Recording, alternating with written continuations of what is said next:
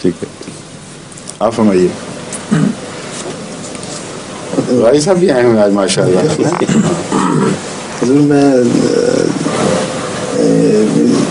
میں تو اگر کوئی سوال کروں گا تو شاید پاکستان کی سچویشن پر شاید اگر آپ اجازت دیں تو کر لوں.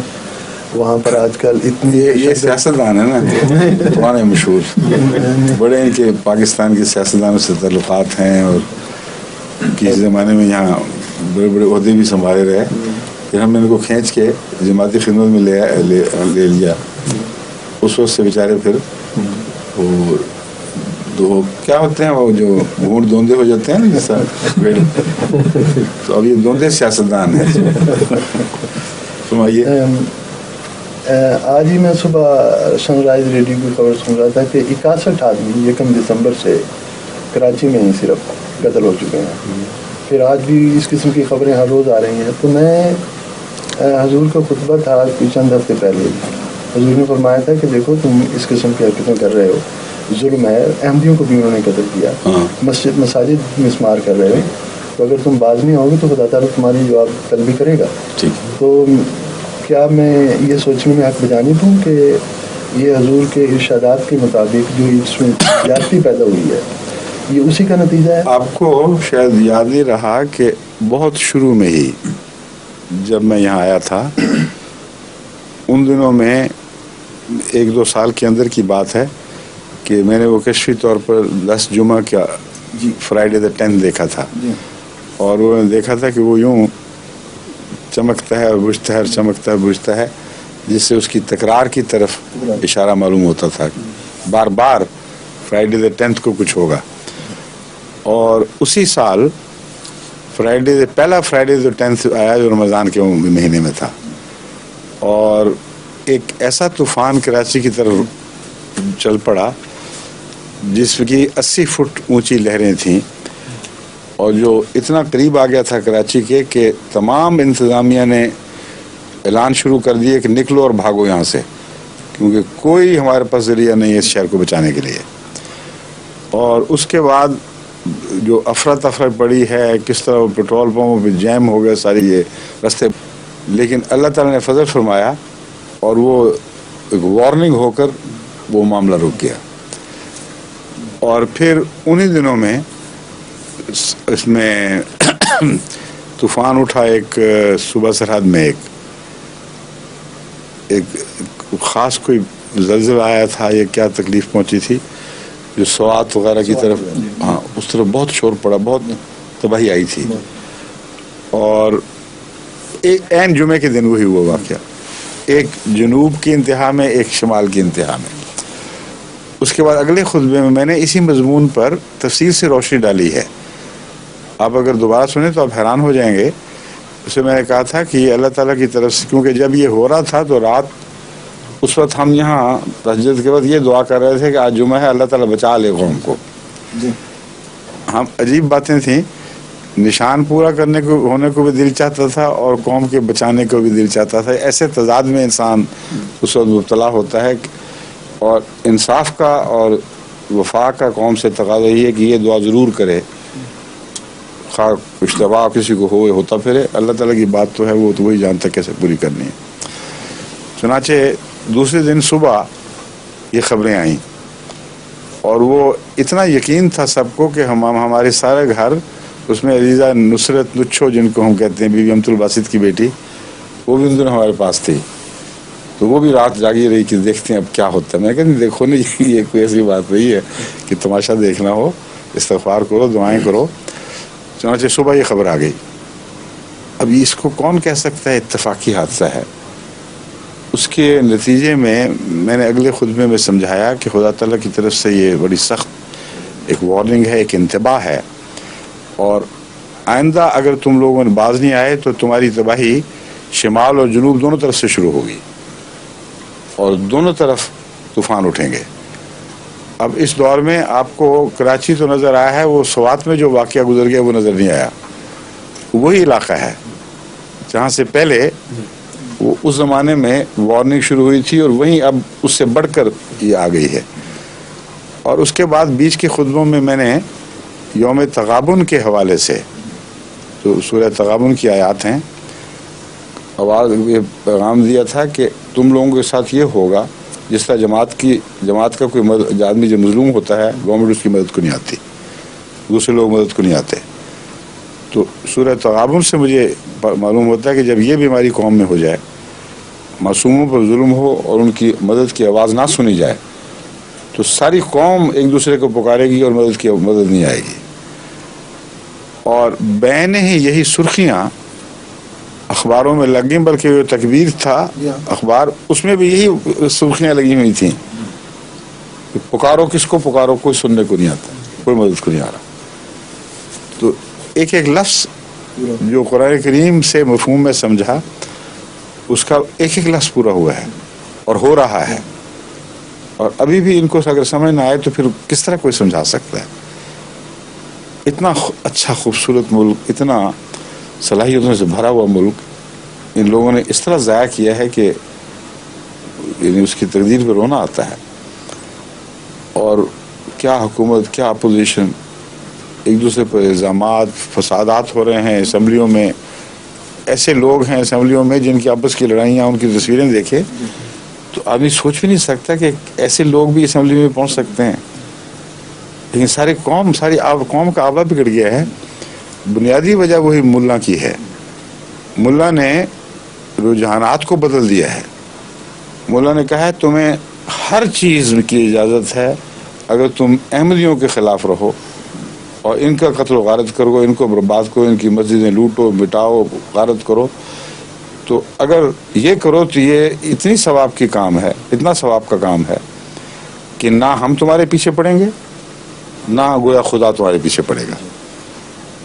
مولوی تو نہیں پڑھتے، پر اللہ تو نہیں ہو مولوی کا غلام، نعوذ باللہ من ذالک. اللہ ایسی قوم کے پیچھے پڑ جاتا ہے. بس یہ ہو رہا ہے اور مولوی کی بربادی ہے ساری. اس کو ایک ذرہ بھی خدا اور خدا کی قدروں سے کوئی تعلق نہیں ہے. ورنہ جس قدر ظلم اور صفاقی پھیلی ہوئی ہے، جھوٹ ہے، بددیانتی ہے، ظلم ہے، غریب کے حقوق مارے جا رہے ہیں، بھوکا گلیوں میں مر رہے ہیں اور عیش و عشرت کے مینار کھڑے ہو رہے ہیں، دوسری طرف اونچے محل بنائے جا رہے ہیں. اتنا فرق ہے کہ آپ کراچی کی جو وہ آبادیاں ہیں جہاں نہ بجلی ہے، نہ پانی کا انتظام ہے، گندے نالوں میں، خالی جگہوں میں مکان بنے ہوئے ہیں، وہاں جا کے دیکھیں جب سیلاب آتا ہے تب وہ مارے جاتے ہیں، جب خشکی آتی ہے تب وہ مارے جاتے ہیں. بے حسی ہے. مولوی کو یہ پتہ نہیں کہ رسول اللہ صلی اللہ علیہ وسلم نے غریب پروری ہی کے بعد خدا کی وہ توجہ حاصل فرمائی. اور حضرت خدیجہ رضی اللہ تعالی عنہا نے یہی بات آپ سے عرض کی، آپ جیسا غریب پرور خدا ضائع نہیں کر سکتا. اور قرآن بھرا پڑا ہے غریب پروری سے. یہ مولوی کیا غریب پروری کر رہے ہیں؟ یہ غریب پروری کرتے ہیں کہ احمدی اگر وہاں ڈاکٹرز جگہ جگہ ایسی غریب بستیوں میں جاتے ہیں مدد کے لیے جہاں پتہ ہے کہ کوئی میڈیکل کیئر نہیں ہے. وہ ایک دن ہو گیا، 2 دن، بڑے ذوق شوق سے لوگ آتے ہیں اور کوئی تبلیغ نہیں ہو رہی ہوتی، صرف علاج کرتے ہیں، غریب کی ہمدردی کرتے ہیں. دوسرے دن ملا وہاں پہنچ جاتا ہے اور انہی لوگوں کو پھر ان کے خلاف کرتا ہے. اور اگر وہ نہیں ہوتے حیا کی وجہ سے دوسرے محلوں سے لوگ گونڈے اکٹھے کر کے لاتا ہے.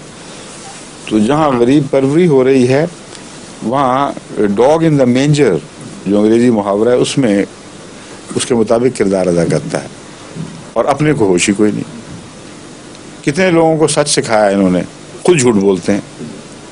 جتنے احمدیوں پہ مقدمے بنائے جھوٹے ہیں، پتہ ہے ان کو. بڑے بڑے مولوی بڑی بڑی داڑیاں رکھی ہوئی اور قرآن کی تعلیم اور رسول اللہ صلی اللہ علیہ وسلم کی باتیں، اور وہاں جا کر احمدیوں پر جان کر خود جھوٹے مقدمے گھڑتے ہیں اور ان کی پیروی کرتے ہیں. اس ملک کا کیا رہتا ہے باقی؟ کیا رہ سکتا ہے باقی؟ صرف یہ ہے کہ دعا ہے اللہ تعالیٰ فضل فرمائے آخری وقت تک. جس طرح آپ نے سوال نہیں کیا تھا کہ کون سا ڈاکٹر کس وقت فیصلہ کرے گا، کہ مجھے تو ابھی بھی امید ہے. اس لیے میں یہ فیصلہ نہیں کر سکتا کہ قوم گئی، اور نہ انسان کو کرنا چاہیے. حضرت نوح کے متعلق ہم پڑھتے ہیں قرآن کریم میں کہ آپ نے دعا کی تھی قوم پر یا خدا اس کو ختم کر دے ورنہ جو بھی بچے جنیں گے وہ فاجر فاسق جنیں گے. لیکن اس کے علاوہ قرآن کریم میں آتا ہے جب اللہ تعالیٰ نے نوح کو خبر دی تھی پھر اس نے یہ دعا کی تھی. حضرت نوح کے اپنے دل کی دعا نہیں تھی وہ، جب تک اللہ تعالیٰ سے یہ اطلاع نہیں مل گئی کہ یہ اس قوم کی تقدیر لکھی جا چکی ہے، اب یہ مومن نہیں ہو سکیں گے، تب یہ دعا کی گئی. اور اس وقت یہی دعا قوم کی بہتری میں ہے. ورنہ فاسق فاجروں کے اوپر زمانے کو چھوڑنا ظلم کو لمبا کرنے والی بات ہے، دکھوں کو ایک یہ زمانہ بڑھا دینے والی بات ہے. بس اس پہلو سے پاکستان کے متعلق تو مجھے شروع سے ہی اس سے ظن ہے کہ جب اللہ تعالیٰ نے قائم فرمایا ہے تو کچھ نہ کچھ تقریر خیر اس سے وابستہ تھی جو جب تک پوری نہ ہو اس وقت تک میں نہیں سمجھتا کہ پاکستان مٹ سکے. اس لیے دعا کرتا ہوں اور سب کو دعا کرنی چاہیے، لیکن اس دعا کا حصہ یہ ہے کہ جو بدبخت پاکستان کے پیچھے پڑا اس کے لیے بد دعا بھی کی جائے، یعنی مولانا کے لیے. اب پچھلے سال سے میں نے آپ کو کھلم کھلا بتا دیا تھا کہ کافی صبر کے بعد اب میں ملک کی خاطر مجبور ہوں کہ اس بدبخت قوم پر بد دعا دی جائے جس نے جو ملک کی جڑوں میں بیٹھ گئی ہے اور اس کا زہر ساری سوسائٹی میں پھیل گیا ہے. کوئی خدا سے محبت نہیں، جو خدا کی قدروں کو پیچھے پھینکتے ہیں ان کی کوڑی کی بھی پرواہ نہیں. مسجدوں میں اعلان کرتے ہیں کہ عیسائی، یہودی، ہندو، سکھ، سب دنیا کے مذاہب سے ہمیں کوئی خطرہ نہیں، ہمارے بھائی ہیں سب، صرف مرزائیت سے ہے. اور مرزائیت سے کیا خطرہ ہے؟ وہ نمازیں پڑھتے ہیں، یہ خطرہ ہے. کلمہ پڑھتے ہیں کہ بڑا خطرناک بات، کیا ہوگا دنیا میں، فساد پھیل جائے گا. لا الہ الا اللہ محمد رسول اللہ کہتے ہیں، ان کے ہاں گھروں سے بسم اللہ لکھی ہوئی دستیاب ہوتی ہے اور قرآن پڑھتے ہیں اور قرآن سناتے ہیں. اور اتنا خطرناک حال ہے ملک کا، ان بدبختوں کو کھلا چھوڑا ہوا ہے. جب تک ان کو نہ ہم مٹا لیں گے اس وقت تک ہم چین سے نہیں بیٹھیں گے. کوئی یہ جھوٹ، یہ فساد، یہ بدماشیاں، یہ مولوی جو بچیوں کو ذلیل کر جاتے ہیں اور جو گند اٹھا رہے، ہر روز تصویریں اخباروں میں چھپتی ہیں، یہ کیا ہے؟ تو بیچارے عمل کی کمزوریاں میں اللہ معاف کرنے والا، فکر نہ کرو، چلنے دو. یہ جو جھوٹ بول بول کے اسمبلیوں کے ممبر بناتے ہو تم لوگ اور رشوتیں کھائی جاتی ہیں، کم سے کم الزام تو یہی لگاتے ہو، اللہ بہتر جانتا ہے. سارے قوم کے پیسے کھائے جا رہے ہیں، اربوں کو کہتے ہیں لوٹ گئے ہو، اور پھر مقدمے بناتے ہو اس یقین کے دہانی کے بعد کہ یہ سچے مقدمے ہیں، اور پھر صلح کرتے ہو اور مقدموں کو واپس لے لیتے ہو. یہ قرآن کریم کہ ان کو اول تو اجازت ہی نہیں تھی کہ ایک دوسرے کے خلاف چڑھائی کریں، آپس میں لڑیں، اور پھر قیدیوں کو فدیہ دے کے چھوڑنے کی اجازت نہیں تھی. اگر جرم ثابت ہے تو پھر اس کو سزا دو. تو ساری چیزیں جو قرآن کریم نے پرانے نقشے کھینچے ہوئے ہیں وہ لفظاً نقش پر نقش آج وہاں صادق آ رہی ہیں. مولوی کو پتہ نہیں یہ حصہ ہے اس کالے نقش کا، بلکہ وہ تحریر کرنے والے کالے نقش کا نقاش ہے. یہ اسی نے یہ سارے گند پھیلائے ہیں. اور جب تقریر کرتا ہے تو کہتا ہے اگر بحر الکاہل میں کوئی مچھلی بھی تڑپے تو ضرور مرزائی سازش ہوگی. اس قدر جاہل انسان کی بات جو قوم مان جاتی ہے، آپ اندازہ کریں ان کا حال کیا کر دیا. کہہ کر جس طرح ہٹلر نے کہا تھا کہ جھوٹ بولتے چلے جاؤ یہاں تک کہ بڑے سے بڑا جھوٹ ہو تب بھی قوم اس کو مان جائے گی. جھوٹ بس یہ ہے کہ رگڑتے چلے جاؤ. انہوں نے ایسا جھوٹ رگڑا ہے جماعت کے اوپر اور ساری قوم مان گئی ہے کہ چلو کرتے چلے جاؤ. سارے اخبار اس گند کو اچھالتے ہیں اور کسی قوم میں سے کوئی مرد رشید نہیں ہے جو کہ کیا بکواس کر رہے ہو، لغو باتیں، جھوٹی باتیں. عجیب و غریب شیعہ سنی فساد میں گورنر صاحب اعلان کر رہے ہیں. آپ سوچئے احمدیوں کی شرارت ہوگی. آپ بتائیں وہ کہاں ہیں احمدی، کیوں نہیں پکڑے تم نے؟ پھر معروف ہیں، جانتے ہو کہ ان کے پاس ہتھیار ہیں، کون لڑ رہے ہیں، سپاہی صحابہ والے ہیں، نظر آ رہے ہیں، ان پر تم ہاتھ نہیں ڈالتے کہ احمدی ان کے پیچھے. تو جہاں جھوٹ اس کثرت سے پھیل جائے اوپر سے نیچے تک तमाम सोसाइटी के तबकात पे हावी हो जाए, उसको बचाने के लिए गैर मामूली दुआ की तो ज़रूरत है या इस्तिग़फ़ार की ज़रूरत है, मगर मायूस होकर सारी कौम को फेंक देना ही जायज़ नहीं, क्योंकि मैं जानता हूँ इन्हीं में शरीफ लोग मौजूद हैं, अब बे आवाज़ हैं, मगर आवाज़ नहीं उठती है मतलब नहीं कि आवाज़ दिलों में पैदा नहीं होती। बहुत कसरत से अहमदी मुझे लिखते हैं कि शुरफा मौजूद हैं, वक्त के ऊपर हमारी मदद भी करते हैं शुरफा बाज़, और बाज़ दफ़ा पुलिस के सामने भी जाके अटकते लड़ते हैं और कहते हैं झूठ बोलते हो तुम लोग, इन कोई तुम्हें हक नहीं है इन पर हाथ डालने का। सारे बाज़ दफ़ा एक जगह के शुरफा इकट्ठे होकर कहीं कहीं मगर हो जाता है। तो ये जो शराफत की रमक है ये मरी नहीं है, कौम में जिंदा है। जब तक चिंगारी है उस वक्त तक आग की तवक्को हो सकती है, इसलिए इसको कहते हैं राइट ऑफ करना जायज़ नहीं है। लेकिन इसी